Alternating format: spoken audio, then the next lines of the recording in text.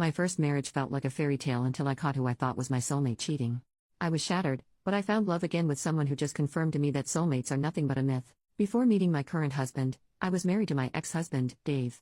Dave and I met when we were 5 years old. He moved into our neighborhood when he was 5. He was this cute boy next door. We became inseparable. Even our parents joked that when we would be adults we would be married. Ever since I knew the concept of marriage, I was determined that I would marry Dave. We were like soulmates. We had the same interests, the same hobbies, the similar thoughts. He was my first everything. My first kiss, my first boyfriend. The guy I lost my V card to. Among our friends we were the perfect couple. After graduating high school, we immediately got married. I got into a good school, but I decided to study with Dave. We got married right after we finished high school. Our parents helped us find an apartment closer to our school. We worked hard. We would even talk about having kids often. On our 6th anniversary we decided that we would try for a baby next year. I still remember the day when we were teenagers and cuddling. We already decided what our babies' names would be. During our 7th year of marriage, my mom got sick, so I had to stay with her for a while. I was planning to do something special for our 7th year anniversary, so I left early to surprise him. Well, I went to my bedroom and there I saw my husband screwing another girl in our marital bed. I can never get that image out of my head. My husband saw me and his face turned pale. I don't know what happened, but I threw up right in the spot. My husband was giving me the usual, "It's not what it looks like, I am sorry, it was a mistake." I locked myself in the bathroom. I somehow mustered my strength and called my friend to pick me up and just don't listen to Dave. When my friend arrived she charged at Dave. She grabbed some of my things and we left. I was in a catatonic stage at that point. Eventually my parents knew. They supported on whatever decision I would make. Dave's parents however wanted us to be together. There was a huge fight but eventually we settled for divorce. My whole fairy tale fantasy just shattered. I was spiraling into depression. My parents booked me a therapist, and for 2 years I was like a living corpse. After that my friend pushed me to go on a date. I did, but no one even came close to Dave. I was searching for Dave in every guy, but they all failed to live up to the expectation. That is when I met my now husband, Jay. Jay was the opposite of Dave. Dave was funny, he would be the life of the party. I remember one time he made me laugh so hard that I fell from my chair. But Jay was not funny like Dave. He would use humor only as clapbacks and if he wants to insult someone. He was also very stoic and closed off, pretty boring to my taste. On our first date, I asked him some questions like, "What is your favorite movie?" He told me he doesn't watch movies, and that he liked reading. He didn't even ask me a thing. Except for my educational background. He talked mostly about my field of work, but he was not interested in me. We ate dinner in silence. I was 100% sure he would not call me, but 2 days later he did. He asked me out on a second date. I was skeptical of whether or not I should go. But my friend insisted. So, I gave it another try and the second date went slightly better than the first. He talked a bit more, asked few questions. We were taking it slow. He was opening up until the 6th date when he finally hooked up. It was amazing. I am someone who has a snack after making love.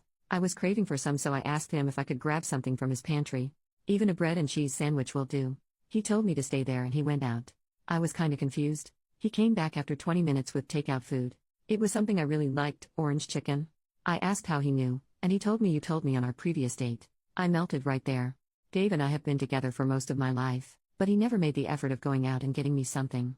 That's when I knew even if he was not my soulmate I was madly in love with him. We dated for 3 years and got married. I came to know about Jay's family too. His mom and dad were drug addicts who died of overdose. He was homeless for a while but worked his way up. Throughout our marriage I was very, very happy. He was different from Dave because whenever he would see me doing chores he would ask, "Need help?" He helped me through my trauma from Dave by arranging a therapist that specializes in infidelity. He may not be a person of words but his actions tell me that he loves me.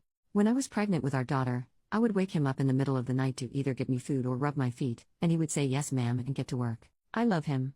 Even after 15 years of marriage my love has not stopped. He is still the stoic man I fell in love with. After meeting him I stopped believing in the concept of a soulmate. He was not mine but we somehow make it work. I love you, Jay. Thanks for being there in my life. And anyone who is wondering what happened to Dave, he is getting his 3rd divorce. His mom blames me for his downfall but she refuses to see that her son cheated on his every marriage. OP makes a separate post 2 days later. I said I love you to my husband after 5 years. My husband, 47 male, and I, 46 female, have been together for 18 years and married for 15. My husband is not the type who always shows his feelings. He is very stoic, smiles on very few occasions and maintains a routine. Some even say that he is a robot. But I don't think so. I am someone who is very outgoing and completely the opposite of him. Before I was married to him, I was married to someone else who cheated on me. I used to say I love you a lot in my first marriage. But after my divorce, I had some sort of aversion to those words. Over the last 18 years, we have said I love you only 5 times. First time was when we were dating, second was on our wedding day, third and fourth when our daughter and son was born, fifth was 5 years ago on Christmas when we were really tipsy because of the drinks. I wrote a post about how I met him and how we got together, but it made me realize that we haven't said I love you to each other for a long time. But it didn't bother me. Even if he never said it, he always shows that he loves me in his actions. He does chores for me, he would always give me a foot massage, make me my favorite dish, even kiss me out of the blue. I do not have any complaints. He is the best husband that anyone could ever ask for. But this was something that has been in the back of my mind for a while. We cuddle, we hang out, we make love, but still no I love yous. I would love to hear it and say it more often, but somehow it just makes me nervous. I decided to buckle up and just say it. It's just 3 words. So yesterday when he was reading a book on the couch, I stood in front of him and said, I love you. He looked at me and was confused. I repeated it. For the first time, I could see him get flustered. He told me okay. I was a little disappointed by his response. I thought he just didn't love me anymore. Later that night when I was lying down, he came to our bedroom and told me that he is sorry for his response. That it caught him off guard. He told me that he loves me a lot. And not even a day goes by he doesn't feel lucky to have me in his life. I was tearing up. That was better than my confession. I asked him that why don't we say that often. He told me that he doesn't say it because throughout his entire life no one has said it to him except for me. His parents were addicts who cared less for him. He had to start working since 14. He grew up in hardship, so saying I love yous are weird for him. But also he feels like we didn't have to tell each other when we express it with our actions way more. I told him I want to say it more now and want him to say it back if that's okay with him. I saw him smile for a while and he said it is fine as long as I want it. I don't think we need to say it when we know we love each other a lot. We will probably stop saying it after a few days and go back to our mundane events lol. OP makes a new post 10 days later, story of my husband Jay. A lot of you people have been asking me and personally messaging me about Jay's upbringing and how he managed to survive. Well, I am not sure if I am the right person to talk about his personal life. I mean, I heard some parts which really made me cry. Therefore, I will try to summarize it. So, my husband Jay is an only child. His mom and dad were from a poor family. They were addicts. His household was a mess. He remembers his father pushing him down the stairs when he was like 8. Jay mostly grew up with his grandfather, his mom's dad. As far as I know, his mom was not allowed to come to his grandfather's house. Jay mostly spent his weekdays at his house. His mom and dad didn't care. They were always high and had odd visitors. His grandfather taught him a lot of things, like handling tools, woodwork, electric repair stuff. Ever since he was little, with some advice from his grandfather, he learned that his parents are very useless. He has to survive on his own. All they know is how to do to substances and invite people for having group lovemaking. He started doing odd jobs like dog sitting, car and window washing, gardening. He also tutored from time to time. Shortly after, his parents died of odd. He became a permanent resident of his grandfather's house. He worked so that he could afford to go to college. His grandfather had little money for him. But it wasn't enough. He thought about joining the army at 18, but he failed the physical test. When he was 17, his grandfather died of a heart attack. His grandfather lived in a rented house, so Jay couldn't live there anymore. He was forced to live in a homeless shelter throughout his high school years. He even got bullied and got in trouble for standing up for his bullies. But since he was a good student, he didn't face serious repercussion. He left the homeless shelter when a pastor from their local church took him in. He knew Jay because he worked in the church for a while. The pastor was a nice guy. He funded his living and also helped him get a scholarship to a good university. Jay studied finance and business. His entire childhood, he lived in poverty. So, he was obsessed with learning how to make money. He made some connections which landed him a good part-time job during his final year.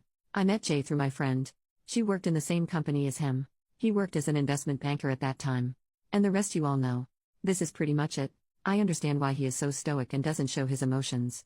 I once asked out of curiosity that he saw the harsh reality of life, but still how does he manage to stay good? He once told me about this couple whose children he used to tutor. They were a really happy family in his eyes. The husband loved his wife. He mentioned that the husband would always have a hand on his wife's body as a form of affection. Their children were also well behaved and had a good childhood. From that moment he knew he wanted a family like that, because he never had a complete family. But he was sure that somebody would not be able to love him because he doesn't know how to show love. Throughout his entire childhood he has only seen his parents fight and cheat on each other in front of each other. That really destroyed his perception of love. If it wasn't for that couple, he probably wouldn't believe that there are people in this world who can love each other for life. It is a little wrong of me to say he displays no emotions. He does, but on rare occasions. I remember the day our daughter was born. Jay held her and cried loudly. He kept repeating, "I will protect you. I'll never leave you." He did say "I love you" to both me and her. Same thing happened when our son was born. I mean, it gave me an idea to just pop out babies so that I can see his emotional face, haha. But anyways, I know he does love me and our little family. He always holds me tight whenever we are cuddling. He is really good with my parents. My parents also adore him. Sometimes, it just makes me cry knowing that he has been through a lot and I have lived such a sheltered life. Sometimes, I feel like I don't deserve him because he is very kind and a good person. Also, yeah, we do say I love you a lot more now. Final update 1 month later. I just wanted to give a big thanks to everyone for who has been kind and supportive. I cannot imagine that so many people will come through because of my post. A lot of you suggested therapy. To be honest, I did in the past, but my husband brushed it off by saying his past rarely bothers him. Thanks to people in Reddit, I suggested him some articles on PTSD and childhood trauma. He studied for a bit and found a therapist for him to help him with his trauma. He only had 2 sessions till now. Few days ago he came home from work and I went to greet him like usual. He pulled in for a big hug and started sobbing. I told him it's okay. We went to our bedroom where we sat down and talked. He told me that he was sorry for being so ice cold all these years. He opened up more and said he was afraid to confront his demons, so he just kept them back in his head. He had trouble expressing how he felt. He felt guilty that he didn't say he loves more often. I'm just paraphrasing what he told me. I love you with all my heart. I know I don't say it, but I feel it every day and every moment. I'm sorry for taking away all those years from you, for not expressing my love for you. Words cannot express what you actually mean to me. You gave me my kids, made my house a home. I never had that growing up. I always wanted that and you made it happen. I'm sorry that I was so cold and never said I love you more. Because I do. I love you a lot. I want to make it up to you. I don't want to waste another second of my life burying those emotions anymore. It feels good to see him vulnerable for the first time in his life. I cried with him that night. We talked a lot about our marriage and the times we spent. It was a real bonding experience. From that day on, he has been really attentive towards me. He would always come home as early as possible to simply have more time with me. We cuddle a lot and also make love. Except this time it feels new and different. Like a newfound love. He has been saying I love you to my kids. My son is confused and my daughter just said, "Dad, you are weird." He is thinking about planning a trip for just 2 of us because it has been really long since we had went on a trip alone. So thanks, Reddit. You gave me a new version of my husband and probably strengthened my marriage with him. Not that there was problems, but I hope my husband would not be so haunted by his demons now.